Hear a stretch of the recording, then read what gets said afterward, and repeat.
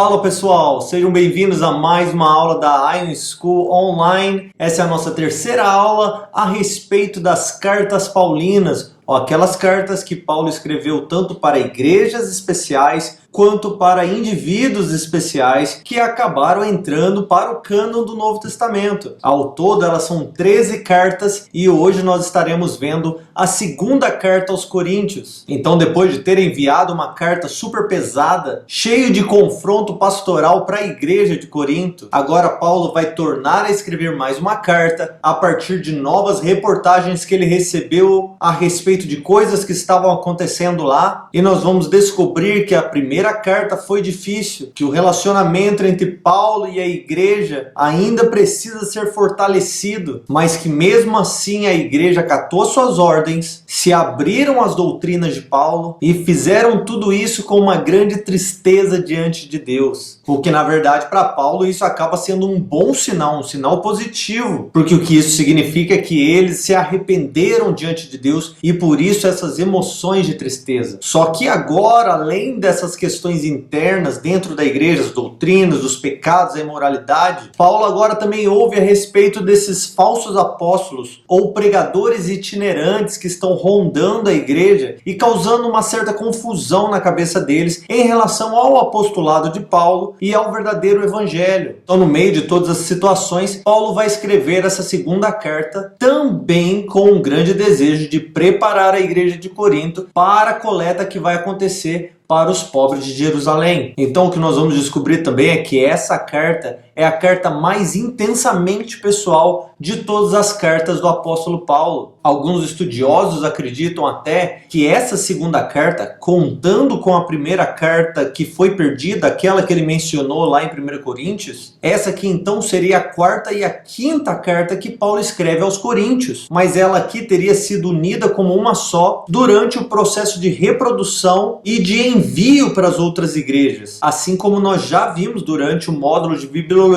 sobre a dificuldade da transmissão da mensagem apostólica. Essa divisão da quarta e quinta carta de Paulo estaria sendo dividida então dos capítulos 1 a 9 e depois os capítulos de 10 a 13. Então o que acontece é que entre 1 e 2 Coríntios nós temos essa carta de tristeza que Paulo menciona aqui em 2 Coríntios 2, 3 e 4. E quase todos os estudiosos acreditam que algo aconteceu entre a escrita do capítulo 1 e 9 e o que seria essa outra carta do capítulo 10 ao 13. Nós vamos ver, por exemplo, do capítulo 8, do versículo 1 ao 18, Paulo vai recomendar Tito e um outro irmão que vão levar a carta número 4, que seriam esses capítulos do 1 ao 9. Tito e esse irmão iriam então até Corinto preparar a coleta. Mas aí lá no capítulo 12, versículo 18, Paulo vai falar a respeito desse envio de Tito como já sendo algo no passado, que já aconteceu. Ele até pergunta, quando Tito foi ter com vocês, por um acaso ele explorou vocês? Falando a respeito deste envio que ele já tinha feito. Então, entendendo a cronologia aqui dos fatos, Paulo tinha planos para ir até Corinto e fazer essa coleta, mas esse plano de Paulo mudou algumas vezes. Ao invés de Paulo retornar a Corinto a partir da Macedônia, ele acabou indo para Éfeso e enviou Tito com a carta de tristeza. Mas em partes esse envio de Tito também era para assegurar essa coleta, que ela acontecesse. Aí quando Tito encontrou Paulo lá na Macedônia, Tito veio a Paulo com boas notícias, dizendo: Paulo, os caras receberam sua carta de tristeza. Eles também se entristeceram. E mesmo que essa carta tivesse machucado eles, o que Paulo já sabia que ia acontecer, Paulo se alegrou porque essa tristeza deles era diante de Deus. Os frutos de arrependimento já estavam se mostrando. Tudo isso acontece entre o capítulo 1 e 7. E aí nos capítulos 8 e 9 nós vemos que essa primeira intenção de Paulo ir até Corinto ainda estava em primeiro plano, que era recolher a coleta. Essa oferta que eles iriam fazer para os cristãos que estavam sofrendo ou passando necessidades lá em Jerusalém. Tito então está indo para Corinto para preparar essa coleta junto com outro irmão, carregando a quarta carta, essa que ele acabou de falar sobre: ei, eu recebi as notícias de que vocês se entristeceram. Glória a Deus porque é diante de Deus. Deus. Essas seriam os capítulos de 1 até o capítulo 9. E ali também vai expressar as intenções de Paulo de ter a coleta preparada para quando ele for. Porque Paulo ainda está levando com ele na próxima viagem alguns amigos macedônios. Ele quer ter certeza que quando eles chegarem lá, a oferta está pronta, está separadinha, está tudo certo. E aí ele não vai passar vergonha diante desses caras. Mas aí, enquanto isso, alguns itinerantes, pregadores, falsos apóstolos começaram a rondar a igreja. E aí quando Tito chega até Corinto com a carta número 4, esses caras parecem que estão controlando tudo. Eles são os novos influenciadores da cultura de Corinto, ou da igreja de Corinto. Quando Tito chega lá, ele vê aquilo, rapidamente ele volta para encontrar Paulo. Chega na Macedônia, mas agora ele está trazendo más notícias. Paulo, o negócio lá tá feio. Os caras estão se levantando contra você, colocando a igreja contra você. Estão dizendo um monte de outras coisas, ensinando um monte de outras coisas,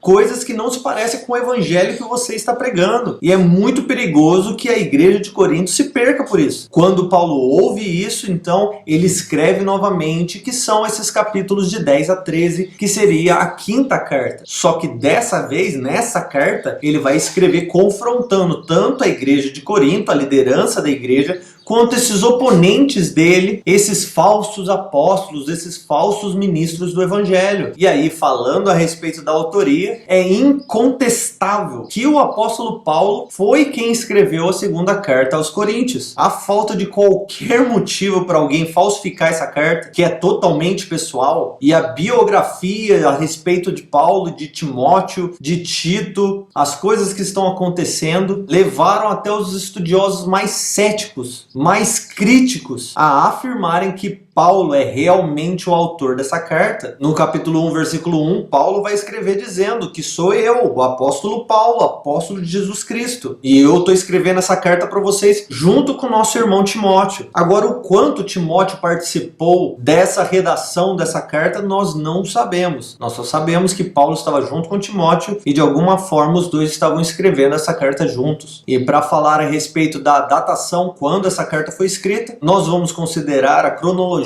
das coisas que nós sabemos a respeito da vida de Paulo nessa época, que o julgamento de Paulo em Corinto, citado lá em Atos 18, do 12 a 17, provavelmente aconteceu pouco depois que Galho se tornou procônsul, que é citado no capítulo 18, versículo 12 de Atos, e isso teria acontecido no ano de 51, lá em julho de 51. Após Paulo deixar Corinto, no ano de 52, Paulo teria navegado para a Síria, concluindo a sua segunda viagem missionária. Aí ele vai retornar a Éfeso na sua terceira viagem missionária, que provavelmente aconteceu ainda em 52, e ministrou lá em Éfeso durante mais ou menos 2 anos e meio. O apóstolo Paulo então teria escrito 1 Coríntios lá em Éfeso, no final desse período, provavelmente 55, e visto que Paulo estava planejando para ficar lá em Éfeso até a primavera seguinte, isso segundo 1 Coríntios 6:8, e 2 Coríntios foi escrito depois que ele saiu de Éfeso, então a data mais provável para a escrita dessa carta, ou dessas cartas, seria no final do ano de 55, ou bem no comecinho do ano de 56. E é assim que nós vamos datar essa carta. O versículo-chave dessa carta nós colocamos 2 Coríntios 3, versículos 17 e 18, onde Paulo vai dizer que o Senhor é Espírito, e onde o Espírito do Senhor está, ali a liberdade. E todos nós, com rostos descobertos, nós contemplamos como por espelho a glória do Senhor e somos transformados de glória em glória na sua imagem, como pelo Senhor o Espírito. Já já nós vamos ver melhor o contexto dessa passagem, mas Paulo está falando a respeito da igreja de Corinto não permanecer cega diante das profecias e da manifestação espiritual por meio da liberdade que eles receberam em Jesus Cristo. E a ênfase dessa segunda carta aos Coríntios está no arrependimento dos coríntios, na aceitação do apostolado de Paulo e a coleta generosa que acontece para Jerusalém. Mas o que parece é que quando nós lemos 2 Coríntios, é como tipo quando você liga a TV e já tem um programa acontecendo. Você está tentando entender quem é que está falando, quem é esse cara, por que Paulo está falando o que ele está falando. E quando você lê 1º e 2º Coríntios, um depois do outro, você fica imaginando que elas são totalmente diferentes. São duas igrejas diferentes. E o que vai unir essas duas cartas são justamente esses temas enfatizados. A tensão entre Paulo e a igreja de Corinto em relação ao seu apostolado, as mudanças de plano de Paulo em relação à visita que ele vai fazer à igreja, isso para que acontecesse a coleta, também a expressão do arrependimento da igreja de Corinto, e por último essa presença desses líderes cristãos judaicos, e por último a presença desses cristãos judeus, esses líderes que estão rondando a igreja de Corinto, causando confusão. Então, começando aqui a nossa jornada no esboço da segunda carta aos Coríntios, nós vamos começar com o capítulo 1, versículo 1, até o versículo 11 do capítulo 1, com a saudação e o louvor a Deus. Então tudo vai começar nos versículos 1 e 2, onde ele vai fazer a apresentação: sou eu que estou escrevendo, graça e paz seja convosco. E aí, ao invés daquilo que ele faz normalmente, com a saudação habitual e essas ações de graça que ele faz em relação à igreja, aqui Paulo vai começar a louvar a Deus por conforto e encorajamento no meio do sofrimento. Isso é dos versículos 3 a 7. E que vai servir para informar a igreja de Corinto a respeito do sofrimento que eles acabaram de sofrer, nos versículos 8 a 11. Então no versículo 6 ele vai dizer assim: se somos atribulados, é para a vossa consolação e salvação. Se somos consolados, é para a vossa consolação, a qual produz perseverança, para que suporteis as mesmas aflições que nós também sofremos. Aí no 8 ele continua: porque, irmãos, não queremos que ignoreis a tribulação pela qual passamos na Ásia, porque foi muito acima da nossa força, foi tão grande a ponto de nós começarmos a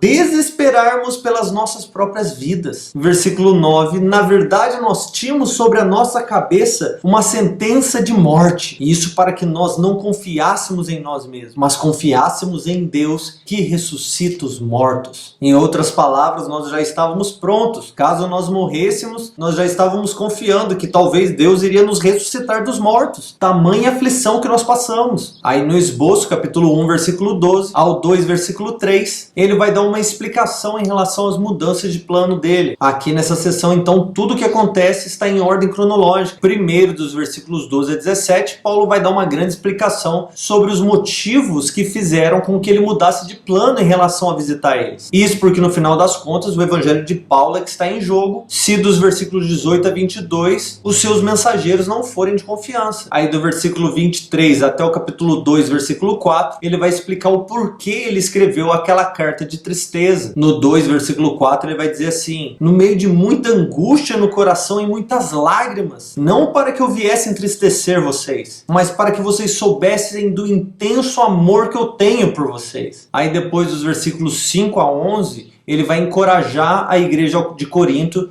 a estender misericórdia e graça sobre um pecador, alguém que estava causando tristeza a eles, que foi também motivo dele ter que escrever aquela carta de tristeza. Nós não sabemos quem é esse homem, se esse homem é aquele homem que ele entregou a Satanás na primeira carta ou não, mas nós sabemos que Paulo citou essa pessoa desconhecida que estava causando tristeza tanto à igreja quanto a Paulo. E logo depois disso ele vai voltar ao seu itinerário em ordem cronológica. De Éfeso ele foi para Troade e dali ele foi para Macedônia. E isso o tempo todo mencionando a tristeza que ele estava passando, que ele estava sentindo em relação à carta que ele teve que escrever para eles, sem saber como eles receberam, mas deixando claro que ele também estava triste em ter que fazer aquilo. Aí no versículo 13, em relação àquela pessoa que estava causando tristeza, ele diz: se vocês perdoarem alguém ou alguma coisa, saibam que eu também já estou liberando perdão. Eu perdoo, mesmo não estando aí com vocês. Depois no esboço do capítulo 2, versículo 14, até o 7, versículo 4, nós vamos ver Paulo falando a respeito da sua responsabilidade, do seu papel com a nova aliança. Então, por não ter recebido notícias da igreja de Corinto enquanto ele estava lá em Troade, ele deixa claro que ele ficou triste com aquilo. Então, essa sessão toda é a respeito de todos esses sentimentos, essas emoções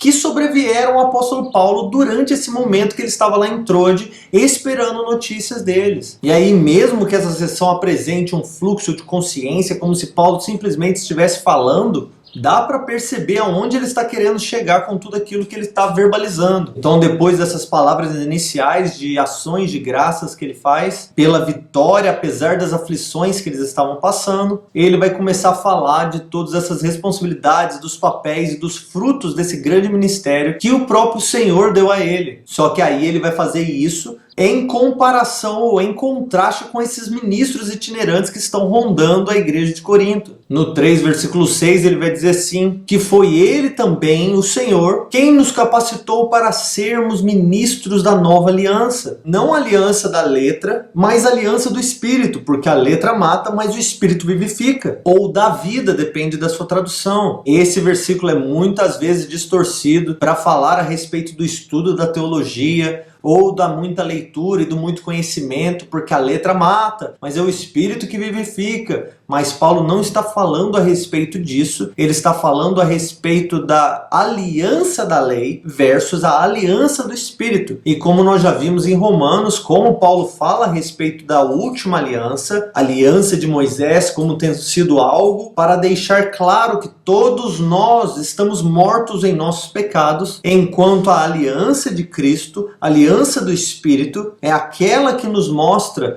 que nós estávamos mesmo mortos, mas Cristo nos dá a vida, porque a vida vem dele. Então a letra mata, mas a lei do Espírito vivifica. Não tem nada a ver sobre estudar ou não teologia, não tem nada a ver com ler ou não a Bíblia. Se você não ler, se você não estudar, você simplesmente não adquire conhecimento a respeito daquele a quem você diz que você ama. Aí agora, no capítulo 3, do 7 ao 18, ele vai fazer um contraste entre a nova e a velha aliança, falando sobre esse caráter transitório da lei e o caráter eterno da lei do Espírito, ou da aliança do Espírito, melhor dizendo. Ele fala isso usando a imagem de Moisés com o véu e a glória que se dissipava. E para entender melhor o que Paulo está dizendo aqui, você pode voltar lá em Êxodo, capítulo 34, do 29 a 35, para ver sobre o que Paulo está falando. E aí essa conversa toda vai chegar ao ápice, quando Paulo fala a respeito dessa obra de Cristo passada, com a morte e ressurreição, e a obra presente do Espírito. Então lá no versículo 11, ele vai falar a respeito daquilo em relação à lei e à aliança de Moisés, como sendo algo que estava se dissipando, mas era glorioso. Mas muito mais glorioso é aquilo que permanece, que é eterno. Aí no 15 ele vai dizer, até hoje, quando Moisés é lido, ou a lei é lida, há um véu sobre o coração deles. Mas sempre quando um deles se converte ao Senhor, falando de Jesus, esse véu é removido. Porque o Senhor é Espírito, e onde o Espírito do Senhor está, ali a liberdade. Olha só, mais um versículo sempre tomado fora do contexto. Ele não está dizendo de que porque o Senhor é Espírito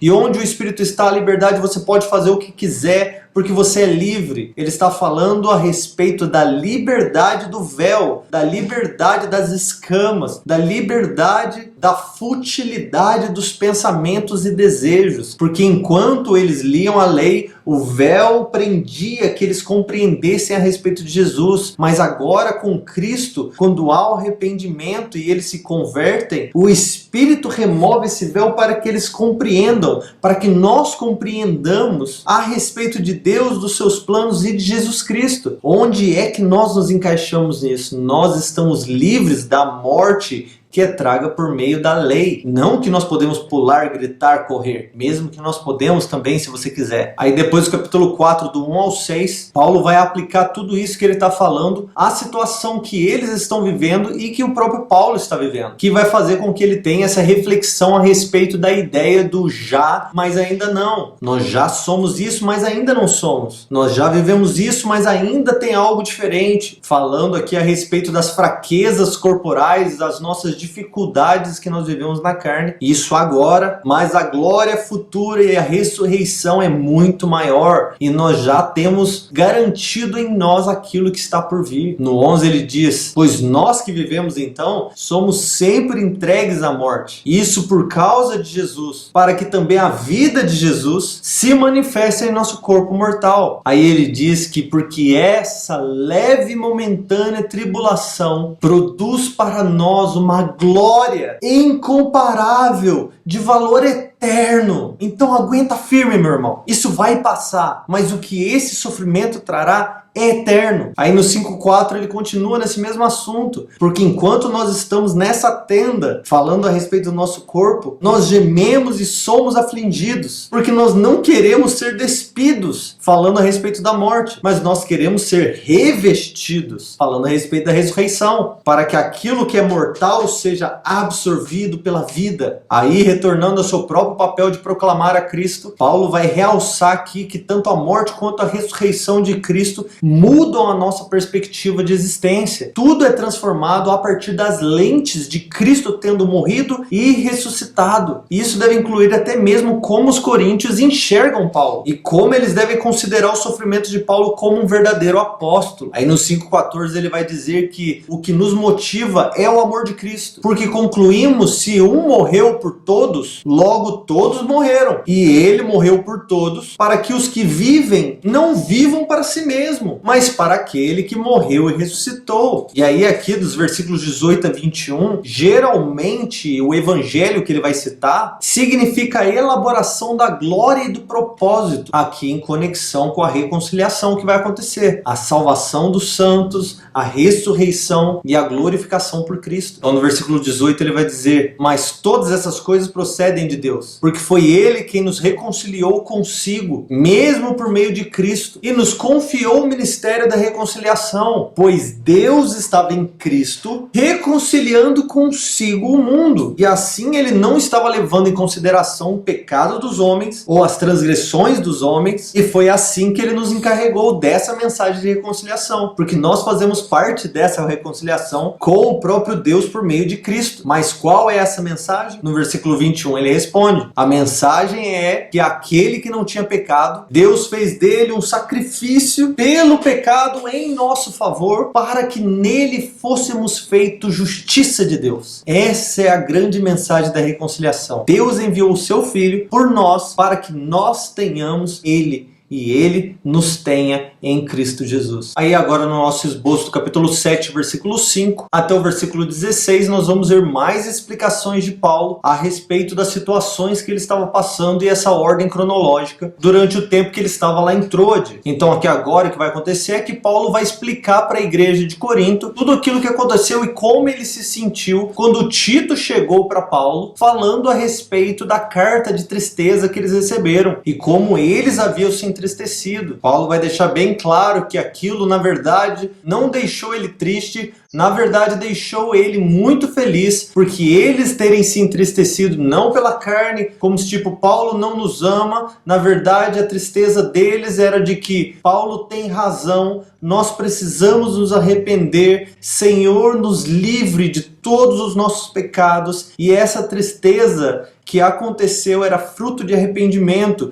o que fez com que Paulo ficasse muito feliz. No versículo 8 ele vai contar: porque ainda que vos tenha entristecido por causa da minha carta, eu não me arrependo disso. Agora me alegro, não porque fostes entristecido, mas porque vocês se entristeceram visando o arrependimento, porque vocês foram entristecidos segundo a vontade de Deus. Isso para que vocês não sofressem dano algum. Aí no 10 ele diz: porque a tristeza segundo a vontade de Deus produz arrependimento que conduz à salvação, e isso não traz remorso, mas já a tristeza segundo o mundo, essa daí traz morte. Então eu me alegro com a tristeza que vocês estão passando. Aí no nosso esboço, capítulo 8, versículo 1 até o 9, versículo 15, Paulo vai falar aqui bem enfaticamente a respeito da preparação da coleta. Mesmo que a igreja de Corinto estivesse aberta a receber as repreensões de Paulo, o envio de Tito a eles não foi suficiente para deixar a coleta preparada, provavelmente pela influência daqueles itinerantes que estavam rondando a igreja. Então Paulo vai demonstrar para eles que ele está preocupado com isso, já que de alguma forma ele se vangloriou a respeito da generosidade deles diante dos amigos macedônios ou da igreja macedônia, e que alguns desses homens até iriam acompanhar eles quando eles fossem para Corinto. Então Paulo está dizendo: ei galera, fica esperto aí, aperta o passo, prepara essa coleta, porque já já a gente está chegando, eu não posso me envergonhar, nem vocês ficarem envergonhados também. Quando eu chegar aí,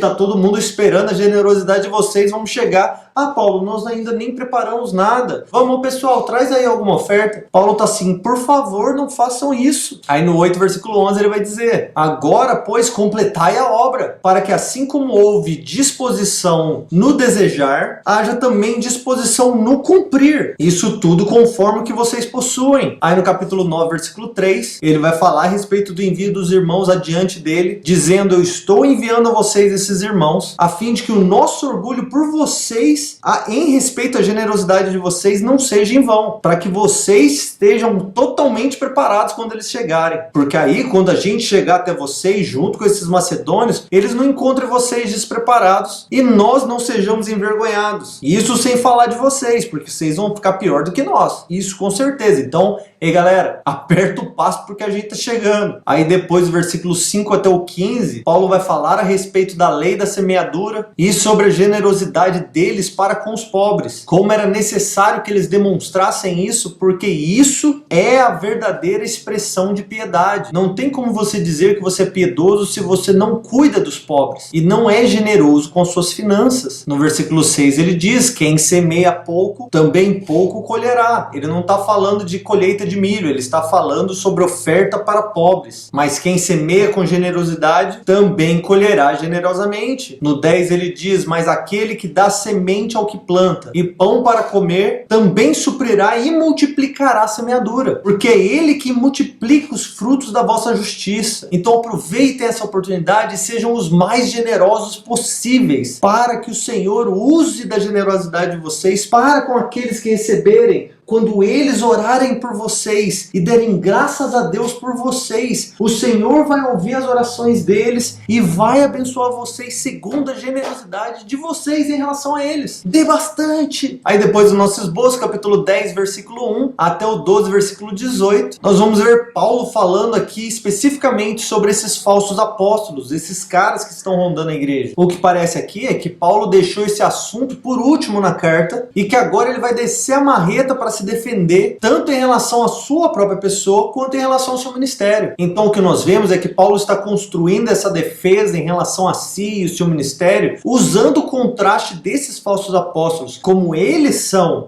e como eu sou. Olha como realmente eu sou um apóstolo de Cristo. Então ele começa diretamente tratando a difamação que estão fazendo contra ele, a suposta inconsistência entre as cartas que ele escreve e a pessoa dele quando ele está presente, como ele é forte nas cartas, mas quando ele está presente, nem bota moral. É o que ele diz no versículo 10. Alguns dizem que as cartas dele são fortes, são duras, mas a sua presença pessoal é fraquíssima. A sua pregação nem impõe respeito. Caramba, velho! E ele responde então a esses oponentes, esses falsos apóstolos, dizendo que eles são orgulhosos, eles agem em falsidade, que eles se recomendam, se medem, comparam a si mesmos, e é dessa forma que eles mostram que eles não têm entendimento algum. No versículo 13 ele diz: nós, porém, não nos gloriamos acima da medida, mas nos limites da nossa esfera de atuação. Esses limites que Deus nos deu, limite que chega até vocês. E aí ele vai cutucar eles ainda mais aqui, dizendo como se eles pescassem no aquário de Paulo, porque nós não estamos estendendo os nossos limites além do que nos convém, como se não tivéssemos chegado até vós, pregando o evangelho a lugares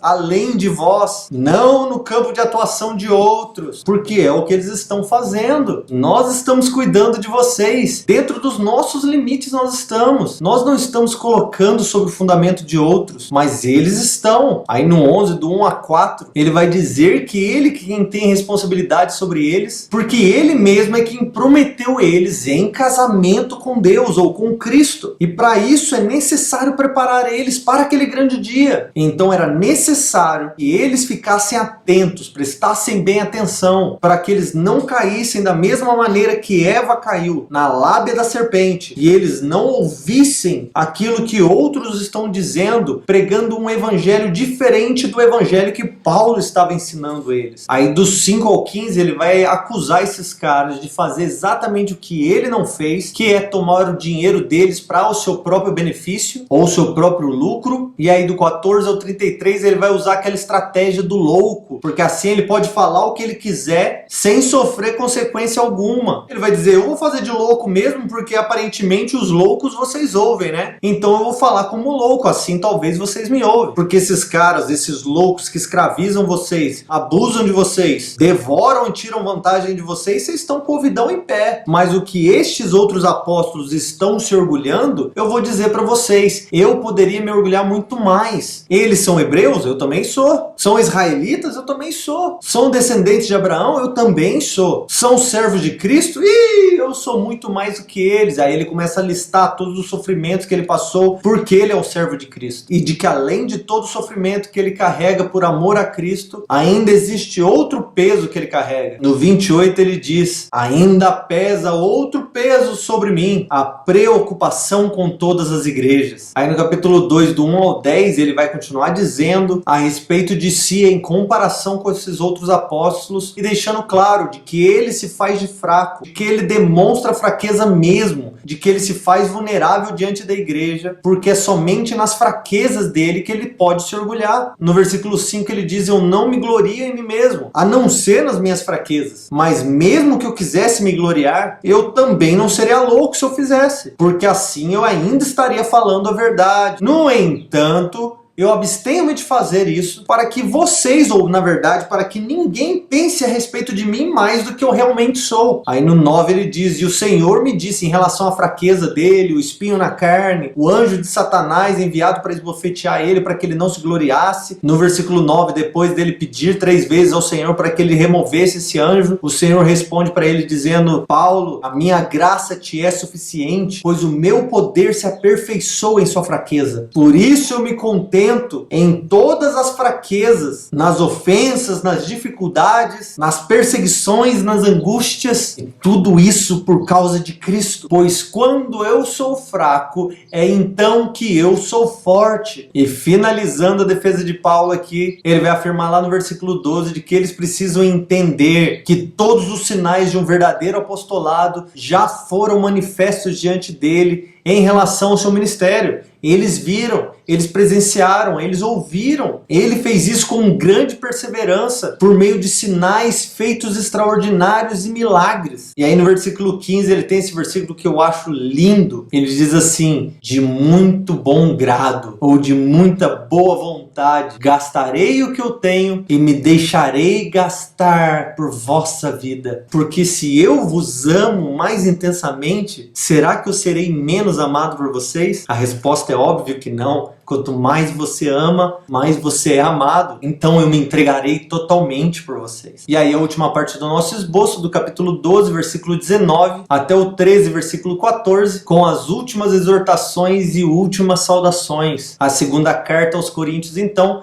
vai finalizar com uma última exortação para que eles permanecessem firmes, perseverassem e se mantivessem fiéis a tudo aquilo que Paulo ensinou a eles, para que quando Paulo fosse visitar eles, não houvesse a necessidade que eles se arrependessem de novo. Para que isso aconteça, é necessário que vocês entendam a força de Cristo, que foi crucificado em fraqueza, mas que vive pelo poder de Deus. Da mesma maneira, nós somos fracos nele, em Cristo, mas viveremos com ele pelo poder de Deus. Por último, ele vai fazer as saudações dele para os irmãos e da bênção trinitária, a graça de nosso Senhor Jesus Cristo, o amor de Deus e a comunhão do Espírito sejam com todos vós. E é assim que ele finaliza a sua carta, que ainda tem muita utilidade para nós hoje. A igreja do século 21, por meio das suas exortações, do seu encorajamento, do seu pastoreio, mesmo que indireto, para também nos preparar para o casamento com Jesus, para que naquele dia nós estejamos imaculados, preparados, amando a Jesus Cristo, rejeitando toda falsa doutrina, todo falso ensino, e possamos assim viver com poder o ministério que o Senhor também confiou confiou em nossas mãos a igreja do século 21. E é assim que nós vamos finalizar a segunda carta aos Coríntios pelo apóstolo Paulo. E nós nos vemos na próxima aula, se Deus quiser. Deus abençoe.